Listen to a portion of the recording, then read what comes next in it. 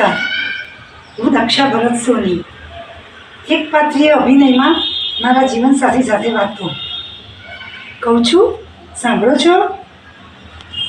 હા બોલને, શું કામ હતું? અરે એમ કહું છું, અહીંયા બેસવો ને, થોડી વાતો કરીએ. હા હા બોલ બોલ. આ વખતે બેંગ્લોર આવ્યા છીએ તો ગમે છે ને? હવે અહીંયા જ રહેવાનું છે ને હમણાં? હા રહીશું. કેમ એવું કેમ પૂછે છે? અરે ગઈ વખતે તમે એવું કર્યું હતું ને, 2 મહિનામાં અમદાવાદ જવાનું નક્કી કર્યું અને અમદાવાદ ગયા.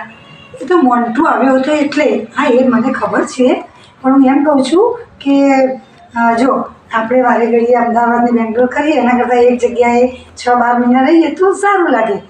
મને એક વાત પણ એ પણ ખૂબ ખુશીની થાય છે કે આપણા બંને દીકરાઓ સરસ ભણ્યા, સરસ જોબ મળી અને આપણે કેટલું બધા નસીબદાર છીએ નહીં?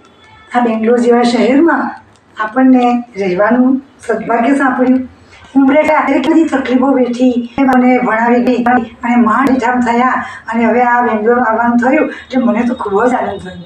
કારણ કે આપણે એમને એમ તો ક્યાંય ફરવા ના જઈએ અને હવે બહુ ફર્યા. આપણે કેટલી બધી યાત્રાઓ કરી, યાદ છે? આપણે 4 ધામ ગયા ત્યારે કેવી મજા આવી હતી. ગંગાસાગર, જગન્નાથપુરી, મને તો એ બધું યાદ કરું છે ને ખૂબ જ મજા આવે છે. જાણે એ જગ્યાએ ફરતી હોવ ને એવું લાગે છે. અને બીજું, આ તમને પેરાલિસિસ થયો પણ તમે હસતા પડતા તો થઈ ગયા છો ને, એ પણ ભગવાનનો પાડ માનવાનો. આપણા બંને દીકરા અને બંને પુત્રવધુઓ આપણામાં કયામાં છે.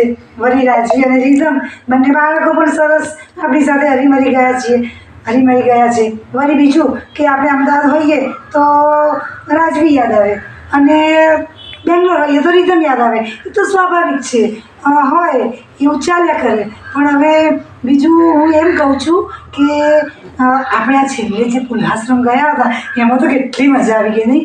બધા એમ કહેતા હતા કે આવું તમને પેરાલિસિસવાળું શરીર જોઈ અને કે આ કેવી રીતે ચડશે પુલ્હાશ્રમ ને મુક્તિનાથ ધામ ને, તો એ ગયા ને. અને ખરેખર આપણે ભગવાનની કેટલી બધી દયા અને કૃપા કે આપણે સરસ નિર્વિઘ્ન યાત્રા પૂર્ણ કરી.